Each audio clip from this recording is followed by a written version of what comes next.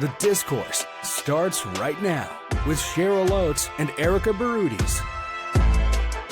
Welcome back to The Discourse. Could this be the tipping point for the UCP? Earlier this week, the government legislated 51,000 teachers back to work after 4 weeks of teacher strike. Not only that, they imposed a 4-year collective agreement on teachers and packaged that with the notwithstanding clause, meaning even though the government of Alberta is stripping teachers of their constitutional right to strike, the teachers can't do anything about it. The government chose, in this case, not to negotiate with teachers, chose not to do what's necessary to properly fund education as they were pushing for, and chose to strip Albertans of their rights rather than be accountable for their decisions. And then, on the same day, Premier Smith decided it was a great day to leave the country and travel to Saudi Arabia. She wasn't even there for the debate of the legislation that was debated late into the night. To me, this is a moment in Alberta. The government has decided in this case to use the nuclear option when it comes to implementing their political agenda. A political agenda, I might add, that is at this point offside with the majority of Albertans. Why should you care, listeners? Because this is a slippery slope. If the government gets away with stripping workers of their constitutional rights because they are inconvenient for the UCP, anyone could be next. The ATA has said it will launch legal action against the government, and yesterday, Alberta labour groups who have come together to form the Common Front threatened a general strike of 350,000 workers if necessary. And the Canadian Labour Congress backed the movement, signaling solidarity may exist beyond Alberta's borders. There has never been a general strike in Alberta, but as the group has said, unprecedented attacks from the government demand an unprecedented response. All right. Well, Erika? I gave you the rant off the top of the show. Before we get into the union strike and Gil McGowan's forcible moment to shine, we will play that clip. But, I want to go through a little bit of my own reflection, and I will agree that the approach that the government took was very aggressive in order to get teachers back to work. But I want to walk you through some hypotheticals. So what if, that are actually kind of more realities, but what if there was no solution or end in sight between the ATA and government? We saw no progress being made in the last few weeks.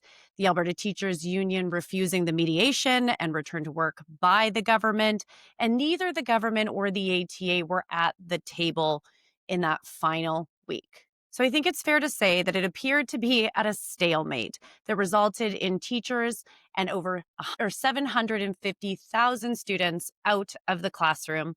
And where parents and students, we all felt it, were witnessing a life upheaval. So what if the government made the tough, hard, and risky decision to address by legislating and evoking the notwithstanding clause to avoid further delays and irrefutable harm on our children's education? Whether you agree with it or not, they may have decided to be the bad guy and take the hit in order to get students back in the classroom and address all of these challenges. And what if, my dear friend Cheryl, the government heard from teachers on what you called in I think it was our episode with Ryan Jesperson, looking for a full reset on the education system and intended to do that? Because you and I both know that the collective bargaining table isn't the right mechanism. As we've discussed, there's so much that the scope addresses, primarily compensation. And so in order to address the things that I don't think any of us could ignore by what teachers were saying was classroom complexities, size, and the working environments in which our school system now looks like. And so if that is truly not about compensation and these real issues teachers were raising, I think that we can all agree a reset needs to happen. Like the people that need to be and should be at the table, which largely includes school boards, should all be there. So this legislation, I see it, and I know it's tough, and I know there's lots of parents that sit there and say, like, I hate how the government did this, but I'm really glad my kid is back in school. This legislation still allows us to move forward. So there is a lot still for the government to prove, but now I actually see that they can take the action that's required on improving the classrooms, like we've all been talking about, getting the data, which I shockingly learned comes from school boards, not advanced or not education or teachers or the Alberta Teachers Union. It comes from the school boards. So let's put all the right people at the table. The government's done a few recent announcements, and including in their letters, if folks haven't read them, the letters to the Alberta parents and the Alberta letter to the Alberta teachers that was on attached to the news release. I think that they're taking actually some right steps in, again, now having the conversation, but I'm not dismissing it was a very aggressive and potentially political risky move by them. Okay, I don't disagree with you. I know people want their kids back in schools, but this isn't moving forward. This is leaving after all of this in exactly the same position that we were in before, other than that the government has now legislated a collective agreement on teachers. Teachers were looking for a reset in education. Teachers were looking for respect from the government. Teachers were looking for much more funding and commitments to classrooms complexity than the government has currently offered them or mandated on them. And we haven't moved forward on any of that. And even if the fundamental thing that the government wanted was teachers back in classrooms, they could have done that without imposing a collective agreement on teachers. They could have done that without using the notwithstanding clause.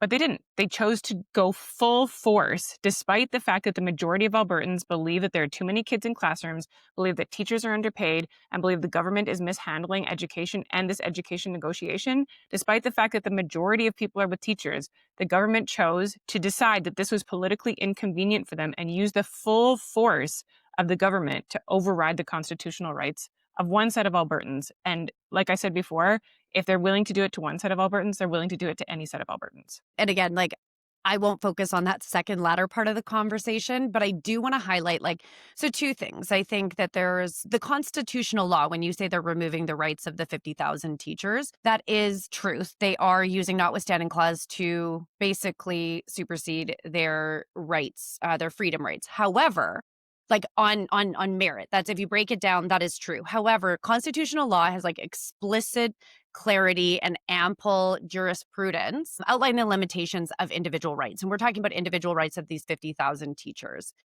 What that means in layman's terms is your rights are protected unless they infringe on or cause harm to others. I'm shocked that people were so surprised. The premier kept coming back to irreparable harm. She used that term over and over again, and that's because that is their justification that irreparable harm was, the strike was causing irreparable harm on 750-ish thousand students.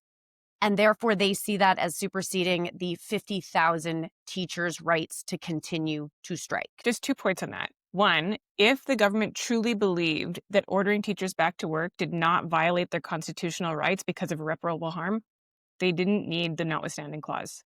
The notwithstanding clause means the teachers can't go to court and make the case for themselves that they deserve their right to strike, that their right to strike should be upheld. If the government truly believed that, they didn't need the notwithstanding clause. And as an Albertan, and if I had a kid in the school system, my kid's not in the school system until next year, if I had a kid in the school system, I truly believe that there is far more irreparable harm done to kids in classrooms by not having the supports they need, by not having the teachers they need, by not having the aid they need, by the government underfunding and not funding enrollment growth for 6 straight years. To me, that is irreparable harm. Teachers being out of school for 4 weeks, that is not irreparable harm. That is pushing for better school conditions across the province. But so what I want to bring the attention to, and I brought it up, I don't know if you've read it, but it is the letter to teachers from the premier. And I think it's important because, as we talked about, the reason why the strike needed to end and students need to be back in classrooms is, one, for the students' education to no longer be at risk. And in this case, reparable harm, they kept talking about diploma exams, et cetera. I think that was the primary reason of individuals not being able to take their diploma exam. I come from Saskatchewan. We didn't have those. So but that was what the government says. Okay, so, but either way, I mean, okay, if that's the case, I was like, well, I never took them, so I don't know. And I went to a school in Alberta. But students being out of the classroom 3 weeks is traditionally what we've seen as being a very long time to strike. So I think what they were trying to do, not ignore second point you made, which is look at a reset on the education funding model. ATA and the government of Alberta collective bargaining is not the right place to have that conversation because the scope of it is very limited. If they want to have the conversation about classroom complexities, get data from school boards on true class sizes, because it looks to a lot of us, you live in Calgary, I live in Edmonton, classroom sizes are a reality for my kids and our friends' kids that are in the school system. Outside of the two major cities, it isn't to my knowledge, a huge issue. But where the problem is right now is all the data is with school boards. So the government has committed to a few things. And I think this made me reading this letter at first, I was like, why are they writing a letter to teachers? But they do outline some things that I think hopefully give you a little bit more confidence, Cheryl, about the fact that what teachers were doing during their strike and raising awareness about, say, classroom environments, complexities, teachers, working environments can still be addressed. And it can't be addressed in a collective bargain because that's outside of the scope. But what can be? Just give me a second. No, it can't. It's a scope of Yes, it practice. can. Alberta is the last jurisdiction in the country that doesn't have it addressed in the collective agreement. The last one, because every other jurisdiction has moved to have it included in their collective agreement. Okay, but you can also do it now. The reason I think we're not having it or having it after the fact is because we were at a stalemate. I don't like comparing it to Ontario or Saskatchewan. If we compare it to Saskatchewan, the teachers union had a far better relationship and we're on very close areas of the spectrum versus where I think the ATA and the government are. No one's at fault. That's just where the position of where we were starting from. Neither were at the table. The government of Alberta asked to go to mediation and work through potentially all of this or just within the scope of collective bargaining. And the teachers union said no. So when you have a group saying we're not coming to the table, this could have gone on for months and months. And again, huge political risk, if the government didn't make this choice to go and say, we'll be the bad guys, we're going to take the hit because we believe this is right. Let's get kids back in classrooms. Let's get parents back to work, back to getting a paycheck. Which I think a lot of them won't say, but it would be a nice have in their lives than sitting around not getting paid, even though some of them wanted to be in the classroom. But I do want to just take a second to point out to what the government said. So they say, I know that funding alone does not solve these problems. They're establishing a class size and complexity task force. So your voices guide policy decisions. This is direct the audience being teachers. We will also be collecting classroom level data to better understand your daily realities and guide resource allocation. I think we can agree. Small town, rural Alberta versus Edmonton and Calgary that had significant growth need two different solutions. They say safer classrooms. We are developing new policies and supports to address violence and aggression so every teacher and student feels safe and respected.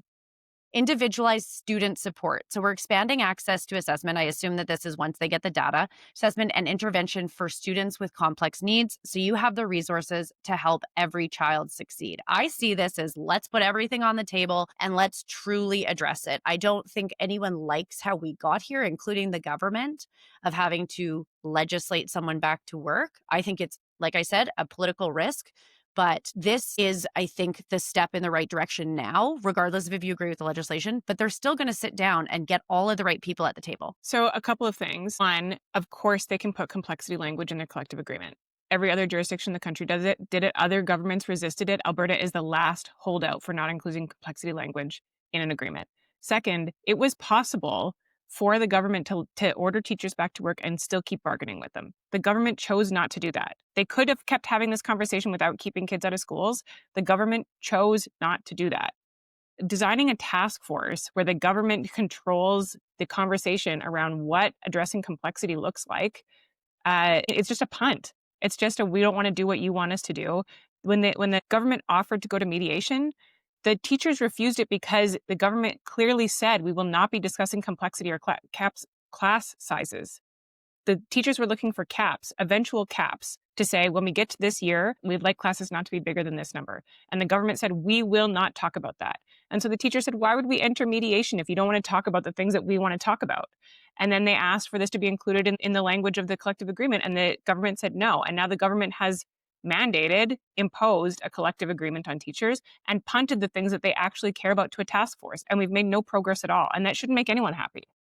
No, I don't think I'm saying anyone's happy with how we got here or what it looks like. I don't see a world where how the actions that the ATA had since June had any inkling or any evidence that would make me believe that they weren't going to then use everything in their power to not return to work. And so that's, I think, the big part is I think we were at a stalemate where someone had to be the villain to make this They actually could have gone happen. back to work and kept bargaining, though.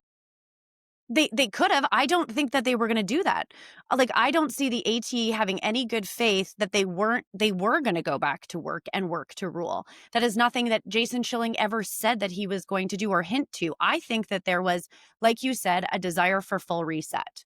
Well, we've got the collective bargain that they were never going to move on the 12%. We've talked about that. I think you've accepted it. I think even the ATA was like, that's not where we're coming for. We want to deal with X, Y, and Z. The government, I believe, feels that 3,000 new students, which should address some classroom complexities and sizes, and 1,500 EAs, whether you agree or have whatever, like from before, those are improvements. The government was giving stuff to them to address the small scope of the collective bargaining that can speak to classroom complexities. I think what the government is saying is, let's put that part to bed and then address the true issues that aren't happening overnight, because we can't afford to wait for you guys to continue striking, us continuing to go back and forth. Like, they've been doing this for 6 months now. I just don't believe I get either it. I people, get it. I think they were just so far apart that someone had to do something drastic. Yeah, I get the position. Like, I understand what you're saying. I just disagree with it. Like, I disagree that the government should have ever legislated teachers back. I disagree that they should have imposed an agreement on them. And I disagree with them pulling back their charter rights to impose their political agenda. I disagree with all of it. That's okay. We can disagree. I want to talk about the next steps here, because we've talked at length about like who was wrong in who was right in terms of their negotiating position and who should have given something up, and whether like the ATA was really that strategic in terms of what it was asking for. We've kind of covered that.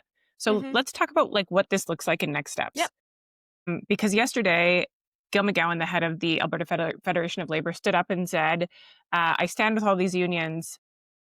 I stand with the Canadian Labour Congress, and we are talking about organizing a general strike. A general strike would be like all these unionized members walk off the job in solidarity with teachers, because teachers' rights were rolled back, so their rights could be rolled back, and maybe no one has a position to collectively bargain in Alberta anymore. So let's just talk about what that could mean and whether that's really realistic. Yeah. So before we play the clip, I do want to say, we've also seen polling that came out this week, specifically polled around the time of the teachers' strike. So Leger and Post Media, and it shows 61% of people say the province is headed in the wrong direction, and a 10-point increase from the spring. 32% say the province is on the right track, which is down 5%. Naheed Nenshi, somehow favorably rated, is now better than Danielle Smith, and he's sitting at 43%. We'll put all this up for YouTube. And Smith is at 38%. So something that you've said continuously, Cheryl, and I can't deny it, was that she took a public hit.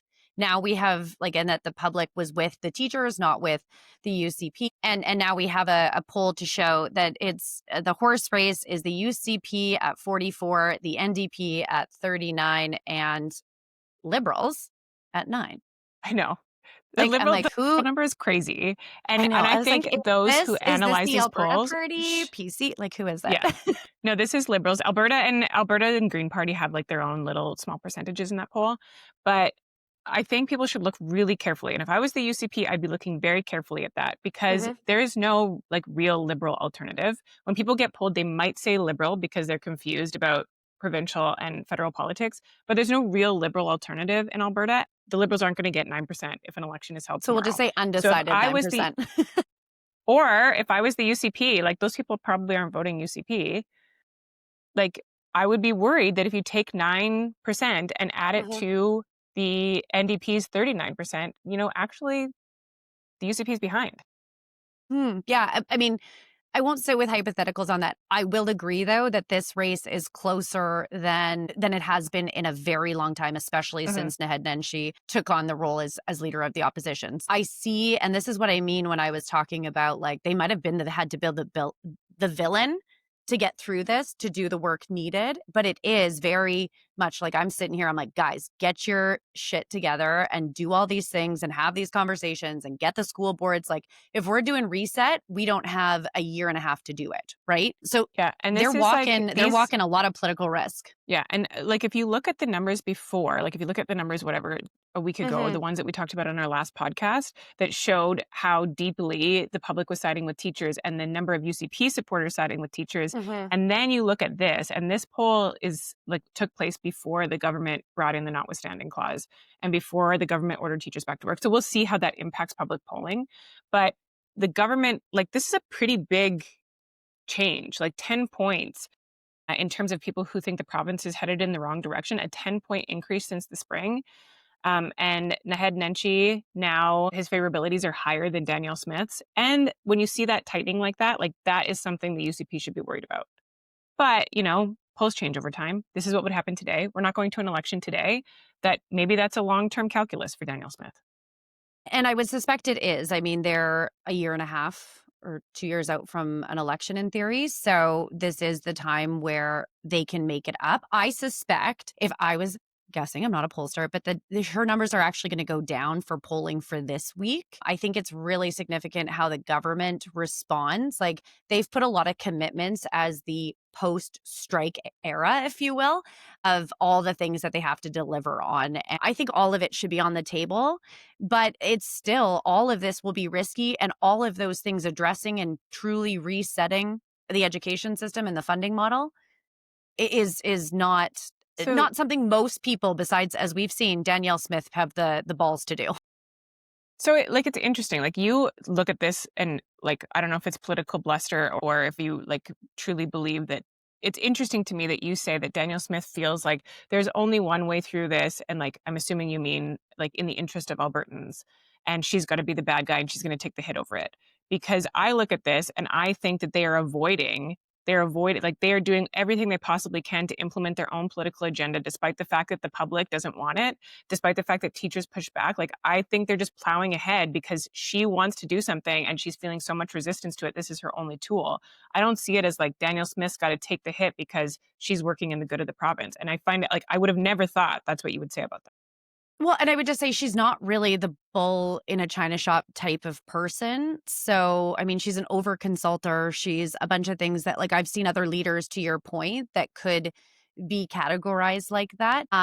Again, she is a policy nerd. She is like in the let's look at this, let's look at that type of realm, which I think is actually, like, her and Nenshi have some similarities to that about just where they come from and their holistic academic side that they want to see happen. I will say that's not her style. So as someone that knows her, I think she's looking at this and it's like, okay, if we're going to, it's not the adversity thing. It's like, if we're going to do this, let's do it right. But they only have so much runway to get it right. And so I'm sitting here being like, power through. Like, get it done. Don't just give me lip service. And I'll have to eat my words if they don't address classroom complexities and all of these things.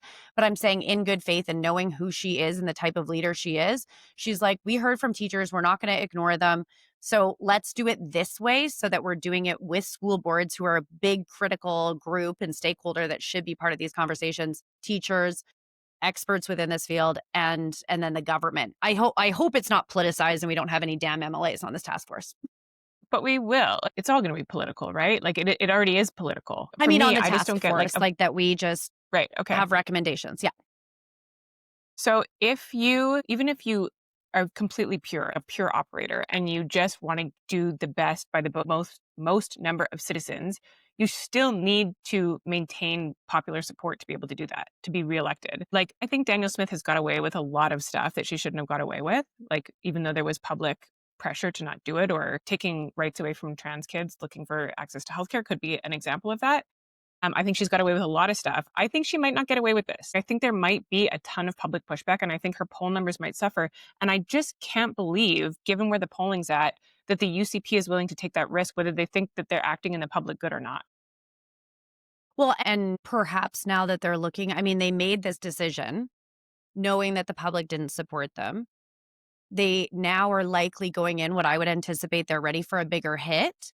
But I think that they can win it back by how they respond to the second part of this, which is the commitments that they've made about actually working and listening for a solution that's outside of the collective bargaining. Now, that's what I'm hoping for. No is the intention, or what I read is the intention. But like you said, this could be a political dumpster fire, right? This could be really horrible. But if you know anything about Danielle Smith, or you've seen how she acts, she is that like revolutionary style leader where she's done things that a lot of other leaders in Alberta or in Canada would love to do, but don't have the balls to do it. Danielle Smith will do it. And whether you like that or not, and this might actually end up being a wonderful thing that was the reset everyone needed to offset the PC, the NDP, the first bit of the UCP's funding. And let's just I'm just going to give her the benefit of the doubt because I think that there's a plan. But again, I'm not discrediting this is risky. I mean, I just can't imagine how in any world Danielle Smith can shape a win out of this. We're in this position because the government chose not to fund education. And then when teachers pushed back and said, we're not going to do this anymore, we want you to fund education, the government said, we don't want to fund it at the levels that you say we need. We don't have that kind of money. The teacher said, you have to figure it out. That's your job. You're the government. You've got to figure out how to fund new enrollment. You have to figure out how to deal with classroom complexity. And the government said, no, we don't want to. We're just going to legislate you back. And now somehow Danielle Smith's going to find her way out of that. That's going to be tough. Yeah. I would say they didn't say, and I know you'll disagree, but I don't think they said no. I think they said, no, this isn't the right table. Okay, but coming to my buddy old Gil, let's play the clip fast, quick about what he said, and then talk about the potential reality of that happening. If we're going to do this, it needs to be so big and so widely popular that we are all defended by the size of the movement. And, I won't put too fine of a point on this, but they can't arrest 250,000 workers. They can't arrest 350,000 workers. They can't arrest 450,000 workers. There isn't room in our jails. There isn't resources within our legal system to process arrests and fines. We have to build to the point where it's so big that we protect ourselves by standing with each other, and that takes time. So we're not going to pull the pin right now. As I said, we are putting ourselves on the path not just to a general strike, but to an unstoppable general strike. Okay, so I will admit, a strike, if necessary, perhaps not the most compelling rallying cry. Okay, I have a question for you. Because Gil McGowan ran for leader of your party. I feel like he's the NDP's friend, but not. Is Gil as annoying to you guys as he is to everybody else? I think what Gil is doing, I think what Gil is doing is really commendable. When I saw Labour come out yesterday in a line like that, and I saw them say, we all stand together and we're going to do something about this, that made me really happy. I'm very happy that they did that. I would have been really disappointed if they didn't do that. I think a general strike has a lot of hurdles that would make it really hard to actually do. But am I glad they went out and talked about it? Absolutely. Am I glad that they talked about other avenues to show your discontent with the government? Absolutely. Am I glad that Labour is all organized behind the idea that workers don't have rights if Danielle Smith is the premier? I'm really happy they're there. I think the message was a little flimsy, to say a general strike if necessary. I don't want to lose the momentum that currently exists from a political standpoint. So I was a little disappointed in that, but I'm happy they were all there and I'm happy someone is leading that charge. So if I can just make sure I understand you, you're glad that it was raised and that there was support and backing under the Labour movement. I felt it was very longer than I needed it to be, but he came out super punchy and super political. We'll unseat them, we'll recall, we'll do all this. And then it's but just kidding, we don't really want a general strike, or we might, or here, it's so vague if this will really, you and I were on a podcast, I think, where we both were we're far away from this, right? And truthfully, we still are far from it. A general strike is hard.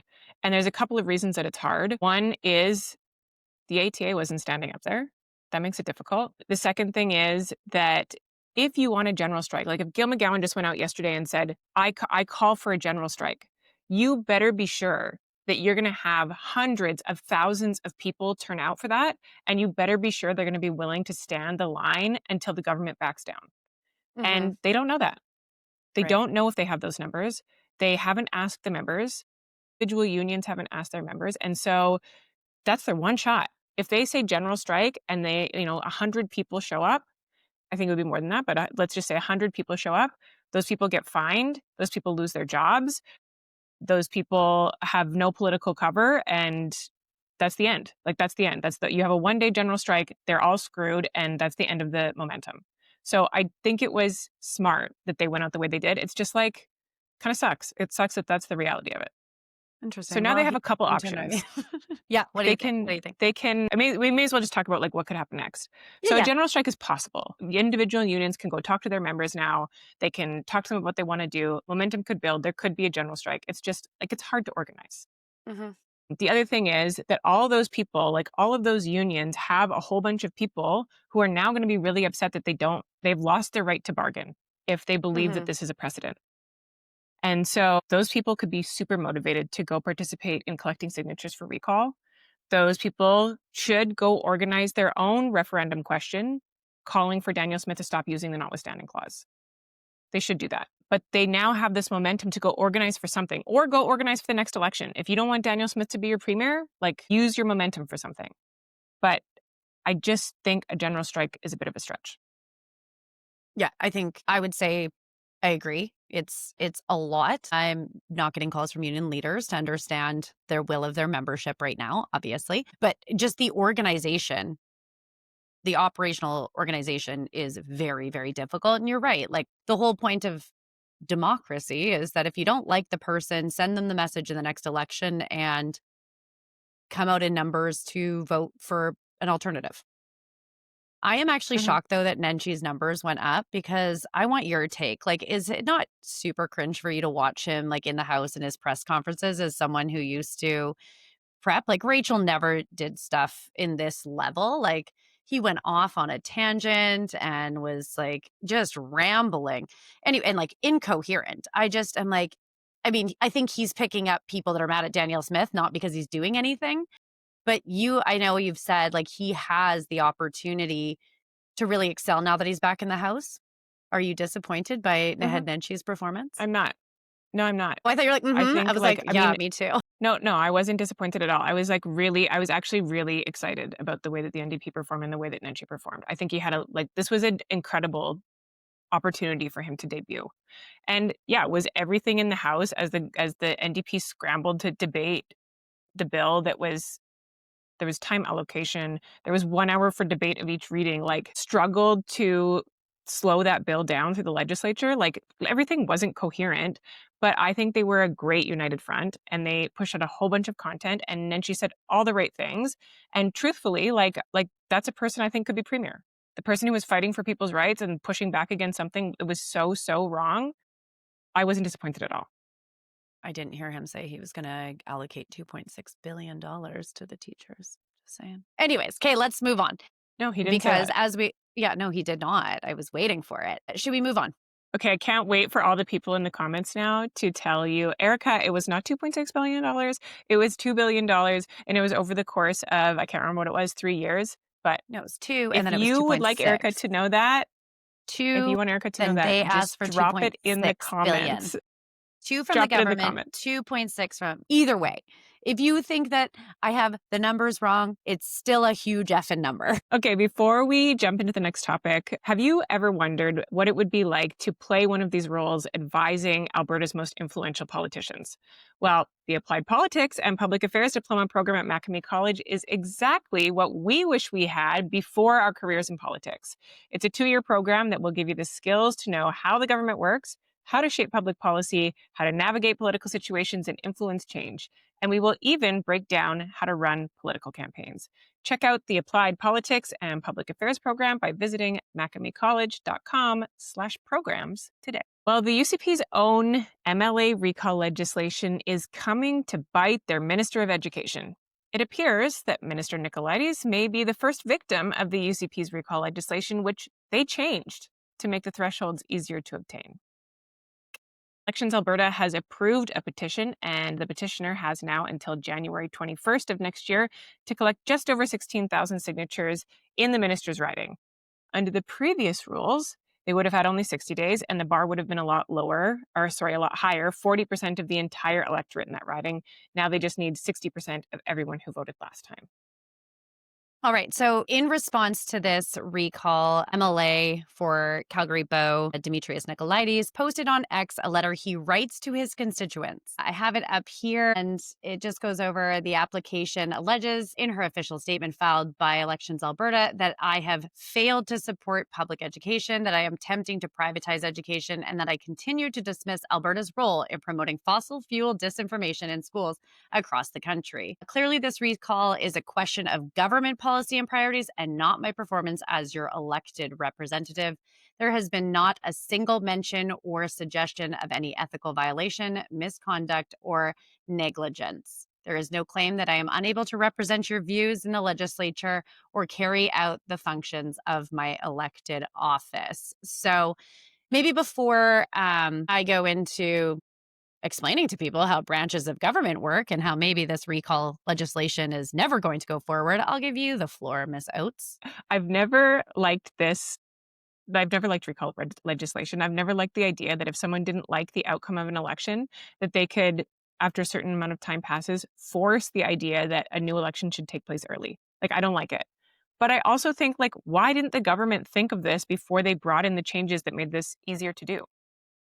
Yeah, I don't have an answer to that. I don't also love recall legislation. I understand the intent of it. This was introduced under Jason Kenney, as we've discussed on previous podcasts, with high thresholds. I mean, I think it's to give people the perception of between elections, you can have your democratic right to recall. This is meant, and the intention of it was for extreme measures. My concern is that this is now being used for government business as opposed to legislative business. So the executive branch versus the legislative branch, I don't think even if they sign it, it can go forward because it doesn't meet the actual thresholds, but the damage may potentially be done. I think this is an example of policy that may be backfiring on the government. I don't think it will result in an actual recall against Nicolaides, given the fact that you're recalling him as an MLA. The allegations are clearly speaking to him as the Minister of Education, which is a completely separate thing. He wasn't elected as the Minister of Education. He was elected as an MLA. And so confusing to the average person, I guess. But writing this letter, I want to get your takes. I think it was a kind of a communication miss to write this in the midst of everything. I want to know your thoughts. Maybe we can get some media training contracts. I don't know. It's sort of interesting because I think no matter what the government is doing at any given time, whether you're a government MLA or an opposition MLA, you should be communicating with your constituents. That never goes away. That responsibility never goes away. The fact that the overarching issue lived in his portfolio while he was writing letters like this, I'm not sure that this achieved the goal that it was trying to achieve. I think it actually might have taken him a little bit backwards. Well, and that's what I mean. I don't know if it helped the issue. I mean, I sit here and I'm like, this doesn't pass the legislative requirements to have a recall, right? You could get the signatures. However, again, like you've said too, it's government actions that they're saying he's not fit for office. The only way to fix that is go to the ballot box in the next election and vote the way you'd like to vote for the government you want to see in power. So again, lots of people don't understand. People don't understand the levels of government in what your municipal, your federal, or your provincial do. So understanding the difference between a minister, but we do teach that in the applied politics class, the minister versus an MLA, and those are two separate jobs. Like I said, I think that this might have just pointed a spotlight to it as opposed to just letting it fizzle out when it doesn't meet the legislative requirements. It is a little bit suspicious, though. The government brought in changes to recall after the attempted recall against Jyoti Gondek failed, which was a pretty political recall campaign. It was, we don't like this. We don't think you should be mayor. We don't like the election outcome. Yeah. We would like a new mayor now. And that was obviously political. And then when the recall legislation is turned on the government, which any government should be able to anticipate, you don't bring in legislation that allows the public to take you out. I don't get it. Yeah. But listen, I like democracy. I like direct democracy. I like having rule of the wise and majority rule, all that shit. But this is one where I'm just like, what was the intention behind the recall piece of legislation? Initially, it didn't also have all the other groups, which could be counselors, et cetera. I mean, it's instead of forcing someone to resign, like we saw with maybe a former city councillor in Calgary that might have sparked this in order to encompass counselors. However, either way, I think that the legislation is maybe more confusing than the problem it's solving. Yeah. And, But there's lots of people who have argued that recall legislation is not a really great tool or not an ethical tool. And sometimes the only way for a government to really see that is to have it turned on them. yeah, so we'll see if it's reformed. I don't think anything is going to come of this one. I mean, Gill threatened to start doing that to a bunch of MLAs in anticipation of a general strike. We'll see if they use those mechanisms and politicize it. Again, probably not the original intention of Jason Kenney's legislation, but this is where we are. Always a I am risk. for It was less. Oh, always a risk. totally. Totally. And I'm like, less legislation, the better. Small government, get the hell out of my house. I can confidently say that I just think this is one that, has now politicized the situation and really gone after a minister who I will point out was not the one dealing with the collective bargaining, nor the one that put in the notwithstanding clause. There's a lot of ministers involved. He's getting the hit because he's the Minister of Education, which has nothing to do with being the MLA for Calgary. Bo, another one. Oh, I'm just so excited that Gill and Lukaszuk are in our show today. But after a protest at the legislature on Saturday that provided numbers similar to the teachers' strike that we saw on Thursday, the separation movement, led by the Alberta Prosperity Group, is making a comeback, and it appears that the likelihood of a separation referendum question being on the table is bigger now than ever. But it wasn't the Alberta Prosperity Group that is causing this referendum to get some oxygen again. I actually find this completely hilarious.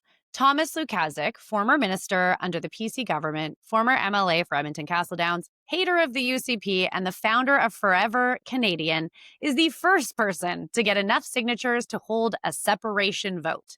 And you might think, Erika, he's fighting for Alberta to stay in Canada. Well, let me bring you up to speed. Earlier this week, Thomas and his little shit-eating grin delivered an impressive, I'll give him credit, 156,000 signatures, and this is when only 294,000 are required. This ensured that he collected more than enough signatures for a referendum question from his petition. The question reads, do you agree that Alberta should remain within Canada? You would vote yes or no. So you can choose to say no, and therefore vote for separation from Canada, aka this is a separation vote. As a former political staff to Thomas Lukaszuk, I can confidently say that he creates more problems than he solves, and this may be his biggest oopsie yet in creating and giving oxygen and progress to the Alberta separatist movement. Go on, Cheryl. Well, based on the notes that you put in our planning document for the show, you expect me to defend his position. I said and he say something loves about blah, how blah, he loves blah. Canada. He loves Canada, blah, blah, blah. I agree. I just think this was really not strategic. No. It is nice. It's nice that, 450,000 people feel so strongly that they signed a petition that they want to. Yeah, most people believe they were signing something because they're so patriotic. They want to stay in Canada. Sign this thing if you want to push back against the separatists. In real life, all of those people just helped get a question out. Basically the question we were all trying to avoid. Now if the legislature moves it forward, we're going to have to answer that question. And that means that there'll be sides organizing on the yes side and on the no side. And we could have just had no question at all. Right. Because the separatists weren't pounding pavement this way, probably because they saw Lukaszuk doing all the hard work for them. And instead they have a little rah-rah rally and Thomas Lukaszuk's like, look what I did. Now, I have a question for you because you said it's not strategic and I completely agree. But there has been claims that I've seen that it was actually for Thomas Lukaszuk to gain a bunch of data, which That's a lot of data to have and to be able to Can he use that though? Like, what's the laws around that? Well, he'd have to use it through Forever Canadian, and you have to make sure that you can unsubscribe. But I don't know if he's still running on that narrative and through that outlet. He should be okay. But is it like? But can he use it is for it an his organization? That's a good question. I thought I it don't was know, like, because yeah. It'd be interesting if Thomas Lukaszuk was really looking Runs. ahead because he had this incredible foresight that he would like the contact information of 450,000 really motivated people. Great. Great for him. That sounds super strategic. I just don't see a world where you get to collect petition signatures and then Right. It's misleading. and then use those for something else.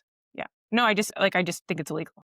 Yeah, no, I think it is too, but I think that there's people out there, not to say Thomas is, but that is just something that came up was like, is he just using this for a different purpose as opposed to this? He's gone on media saying that he doesn't want the referendum question. And I was like, well, you kept saying that you are collecting this to have the question come forward to basically put it to bed. And switched his narrative like halfway. Yes. Well, I think it's because he realized it was a dumb move. And now he's like, well, I just want them to debate it. Well, the premier has said herself, if a petition comes forward to have a referendum, I will let the people decide. So now he's like, well, she could just debate it in the House and put that to bed and choose not to hold the referendum. But it's like, Danielle Smith has said over and over and over again that she'll just have the referendum. So now he might be costing taxpayers a lot of money to have said referendum. And it might turn out to be worse. Now, do I think we're going to separate even if a referendum question came forward? No. But I don't think the premier was sitting there thinking there was going to, or anyone was thinking there was actually going to be a referendum, except now we have Thomas's, which he could have also made the question different, I think, that would have not made it a separation question. But I thought his question was, do you want to stay in Canada? I read it as, when I saw it, that it was the other question. We could go back and check and let people know. Either way, though, if you say, do you want to stay in Canada, and you vote no, it's still a separation question. I don't have the answer on how you write the referendum question that doesn't make it a separatist movement. Well, there isn't. There's always like the other side is always going to organize. And now they have something to organize for. So here we are. Thanks, but Thomas. Maybe he's building a platform for something else. Maybe he's like, now he's got 5,000 volunteers. Now he's got people thinking about this. Now, like, I don't know. Yeah. Well, either way, I don't think that what we're seeing today was his original intention or plan. I wouldn't suggest that it was strategic. And I think you're right. I think he's backtracking now, being like, well, this isn't what I want. But it's like, well, that's what you are getting. And that's what you led people to believe, that we're going to put this to bed once and for all. So anyways, I thought that was just a really funny one. Maybe again, where a policy or action doesn't work out to your benefit. We have another. Yay. Mm-hmm. Well, if you didn't think that the question of democracy in Canada was answered today, I think we gave a lot of examples of possibly where it was, where it isn't, how all of our policies and processes to encourage democracy may sometimes backfire. But that is it for our episode. And we always appreciate each and every one of you listening. As we always say, we see great numbers, but we need you to like and subscribe. In the meantime, though, we'll have another episode next week. Follow us on X, Instagram, and TikTok. And guys, we love your comments. We love your positive 5-star rating. So please keep them coming. We read every single comment. And if we really like it, we respond to it. Or if it really riles us up, we respond to it. So please keep commenting. We both respond with different comments. So please keep commenting, and we will see you next week on YouTube and wherever you get your podcasts. The Discourse is hosted by Cheryl Oates and Erika Barudis. Follow on Instagram @TheDiscoursePod. Subscribe to The Discourse on YouTube and wherever you get your podcasts.